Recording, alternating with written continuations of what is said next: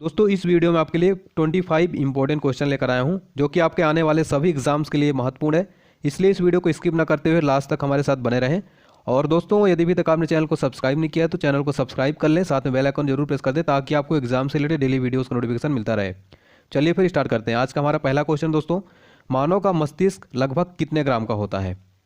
तो काफ़ी सिंपल है, जिसका आंसर आपको पता है तो आप लगा सकते हैं। तो मानव का मस्तिष्क दोस्तों होता है लगभग 1350 ग्राम का, यानी कि इसका ऑप्शन है करेक्ट हो जाएगा। अगला क्वेश्चन है हमारा, मानव शरीर की सबसे छोटी हड्डी कौन सी है? इसका आंसर यदि आपको पता है तो आप लगा सकते हैं। तो दोस्तों मानव शरीर की सबसे छोटी हड्डी होती है स्टेपिस, जो कि कान में पाई जाती है। तो इसका यानी कि सी ऑप्शन राइट है, स्टेपिस, याद रखिएगा। देखिए दोस्तों, जो मैं आपके लिए जितने भी ऑब्जेक्टिव टाइप क्वेश्चन लाता हूँ ये काफ़ी इंपॉर्टेंट रहता है एग्जाम की दृष्टि से। तो यदि इसका आंसर आपको पता है सभी का तो आप रिवाइज हो जाएगा आपका, यदि नहीं पता है तो आप याद करते चलिए हमारे साथ, ये काफ़ी महत्वपूर्ण क्वेश्चन है।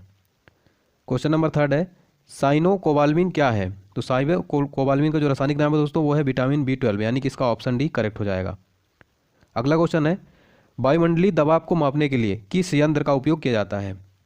दोस्तों इसका आंसर पता है तो आप लगा सकते हैं। वायुमंडलीय दबाव को मापने के लिए दोस्तों बैरोमीटर, ठीक है, यानी कि ऑप्शन भी करेक्ट हो, बैरोमीटर का यंत्र का उपयोग किया जाता है। दोस्तों यहाँ पे आपको बता दें कि हाइड्रोमीटर जो है ये द्रव का आपेक्षिक घनत्व इससे मापा जाता है। और मैनोमीटर की बात करें तो मैनोमीटर गैस का घनत्व मापने के लिए एक यंत्र है ये। और हाइग्रोमीटर से दोस्तों वायु की अपेक्षिक आर्द्रता मापा जाता है, ठीक है। तो ये आप याद रखिएगा, अब पूछा था भी, रेलवे एग्जाम में पूछा गया था ये क्वेश्चन, ठीक है। हाइड्रोमीटर से क्या मापा जाता है? तो हाइड्रोमीटर द्रव का अपेक्षिक घनत्व मापा जाता है, जबकि वायुमंडलीय दबाव को मापने के लिए किस यंत्र का उपयोग किया जाता है? बैरोमीटर का, ठीक है, यानी कि ऑप्शन भी करेक्ट हो जाएगा। क्वेश्चन नंबर 5 दोस्तों, निम्नलिखित में से कौन सी एक सदिश राशि नहीं है? इसका आंसर आपको पता है तो आप लगा सकते हैं। इसका करेक्ट आंसर हो जाएगा दोस्तों ऑप्शन डी, द्रव्यमान, ठीक है। द्रव्यमान एक सदिश राशि नहीं है। देखिए दोस्तों, आपको पता है सदिश राशि क्या होती है? जिस भौतिक राशि में मात्रा तथा दिशा दोनों निहित होते हैं उसे सदिश राशि कहते हैं। और अदिश राशि दोस्तों जिस राशियों में सिर्फ परिणाम होता है उसको अदिश राशि कहते हैं, ठीक है। तो कौन सी सदिश राशि नहीं इनमें से? द्रव्यमान। हमारा अगला क्वेश्चन है, निम्नलिखित में से किसने FIFA player of the year award 2018 जीता है? तो ये दोस्तों इसका करेक्ट आंसर आएगा ऑप्शन सी, लूका मॉड्रिक, ठीक है। लूका मॉड्रिक ने बेस्ट फुटबॉल प्लेयर का अवार्ड अपने नाम किया और उनके शानदार प्रदर्शन से ही क्रोएशिया पहली बार वर्ल्ड कप के फाइनल में पहुंचा था, ठीक है। और फीफा की बात करें तो फीफा का फुल फॉर्म याद रखिएगा, federation international D football association, ठीक है, फीफा। इसकी स्थापना कब हुई थी फीफा की? 1904 में। फीफा का हेडक्वार्टर कहाँ है? ज्यूरिख, स्विट्जरलैंड में। और फीफा के वर्तमान अध्यक्ष कौन है? गियानी इन्फेंटिनो, ठीक है। तो FIFA player of the year award 2018 किसने जीता? क्रोएशिया के प्लेयर लूका मॉड्रिक।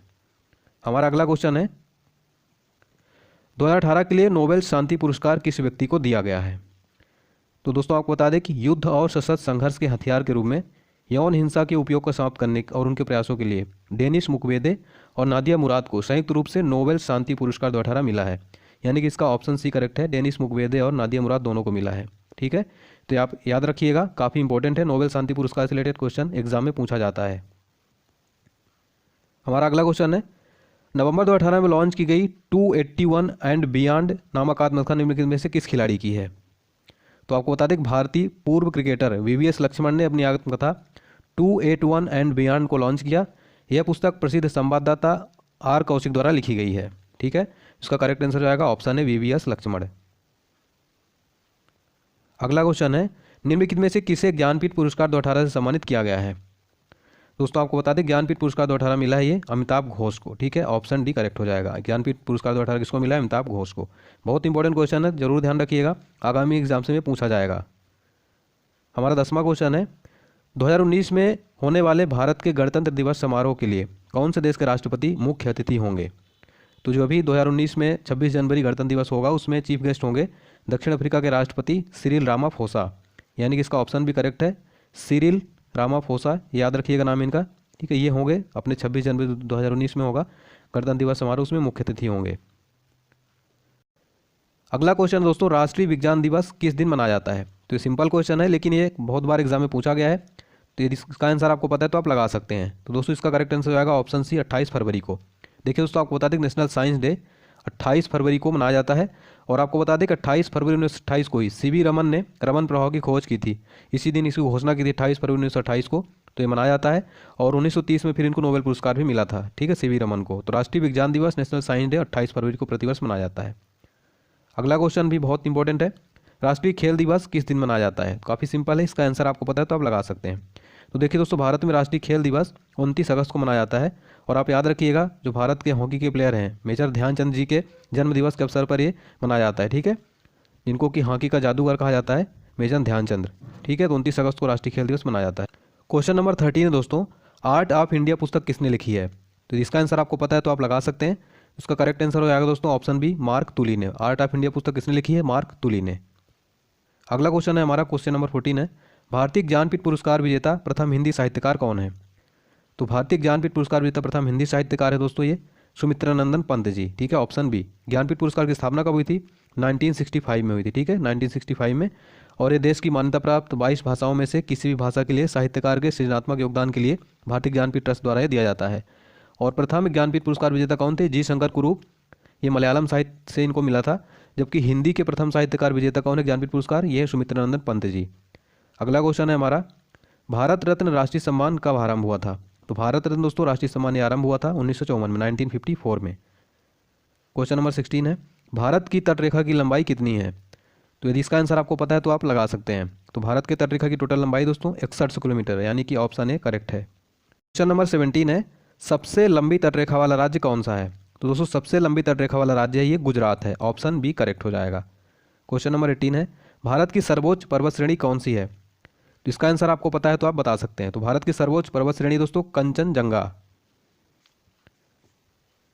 क्वेश्चन नंबर 18 है दोस्तों, भारत की सर्वोच्च पर्वत श्रेणी कौन सी है? काफ़ी इंपॉर्टेंट क्वेश्चन है, ये कई बार एग्जाम में पूछा गया है। जिसका आंसर आपको पता है तो आप बता सकते हैं। दोस्तों भारत की सर्वोच्च पर्वत श्रेणी है गेडविन आस्टीन, ठीक है, K2 गाडविन Austin, option A correct हो जाएगा। क्वेश्चन 19 है, किस नदी का उद्गम स्थल भारत में नहीं है? आपको बताना है कि इनमें से किस नदी का उद्गम स्थल भारत में नहीं है। करेक्ट आंसर हो जाएगा ऑप्शन डी, सतलज, ठीक है, सतलज नदी का उद्गम स्थल भारत में नहीं है। आपको बता दें कि सतलज नदी दोस्तों दक्षिण पश्चिम तिब्बत में मानसरोवर के निकट राक्षस ताल से इसका उद्गम स्थल है, ठीक है, तो ऑप्शन डी करेक्ट हो जाएगा। क्वेश्चन नंबर 20 है, रानी लक्ष्मीबाई का मूल नाम क्या था? तो काफ़ी इंपॉर्टेंट और बार बार पूछा गया क्वेश्चन है। रानी लक्ष्मीबाई का मूल नाम था दोस्तों मणिकर्णिका, ऑप्शन ए।